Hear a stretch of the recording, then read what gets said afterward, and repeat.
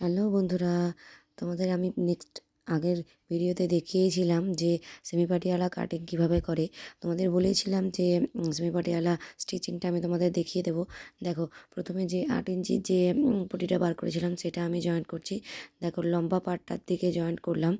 তারপর মানে এটা সোজা দিকটা তোমাকে দেখে নিতে হবে, তারপর উল্টো পাটে জয়েন্ট করতে হবে। দেখো, উল্টে দিলে কিন্তু সোজা হয়ে গেল।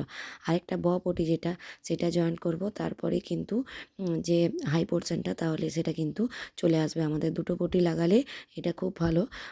যদি শর্ট সাইজ হয় সেক্ষেত্রে তোমরা একটা পটিও লাগাতে পারো, ওপরের যে লম্বা পটিটা সেটাও লাগাতে পারো, পটিটা চেঞ্জ করতে পারো, মানে না লাগাতেও পারো। তো এটা যেহেতু একটু হেলদি ছিল, যে যার এটা সে একটু হেলদি ছিল, সেই জন্য আমি দুটো পটিই লাগিয়েছি। তাহলে এটা কোনো মতেই টান পড়বে না। একটা পটি লাগালে টান পড়ে যাওয়ার চান্সেসটা থাকে, সেই জন্য কোনো রিস্ক না নিয়েই আমি কিন্তু দুটো পটিই লাগিয়েছি। দেখো, দুটো পটিই লাগিয়ে দিলাম। একইভাবে সেম আরেক সাইডেও লাগাবো।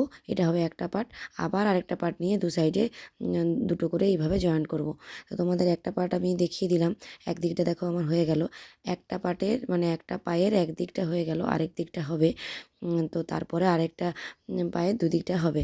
তো দেখো, তোমাদের কেমন লাগলো, তোমরা কতটা বুঝতে পারলে অবশ্যই জানিও। আর আমার কাজ তোমাদের কেমন লাগে অবশ্যই জানিও। যদি আমার কাছে কাজ করাতে চাও তাহলে অবশ্যই কন্ট্যাক্ট করো, আর একটা লাইক কমেন্ট শেয়ার করে দিও। আর অবশ্যই চ্যানেলটাকে ফলো করে রেখো এরকম নতুন নতুন টিপস পেতে। দেখো, খুব সুন্দর হয়ে গেল। এটা কিন্তু বাটার সিল্ক কাপড় ছিল, যেটাতে মানে কাজ করা সত্যিই খুব প্রবলেম হয়, কিন্তু যাই হোক, এটাতে আমার কোনো প্রবলেম হয়নি।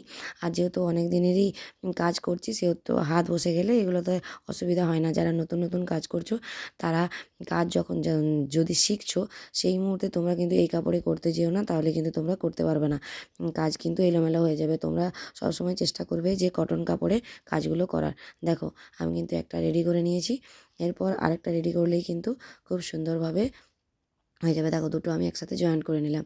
এরপর দুটো হাই পোর্শনটা জয়েন করে নিলেই তারপর কিন্তু দুটো পা বেরিয়ে যাবে। আমি তোমাদের দেখিয়ে দেবো কেমনভাবে দুটো পা রেডি হলো। দেখো, যেমনভাবে একটা পার্ট রেডি করেছিলাম সেরকমভাবেই আরেকটা পার্ট রেডি করে নিলাম। যে তারপর হাই পর্যন্ত এটা সেলাই চালিয়ে দেবো। তারপর পাটাকে ভাগ করে এই পা থেকে হিপ হয়ে একদম ওই পা পর্যন্ত চলে গেলেই কিন্তু প্যান্টটা পুরো রেডি হয়ে যাবে। তো তোমাদের কেমন লাগলো তোমরা অবশ্যই জানিও।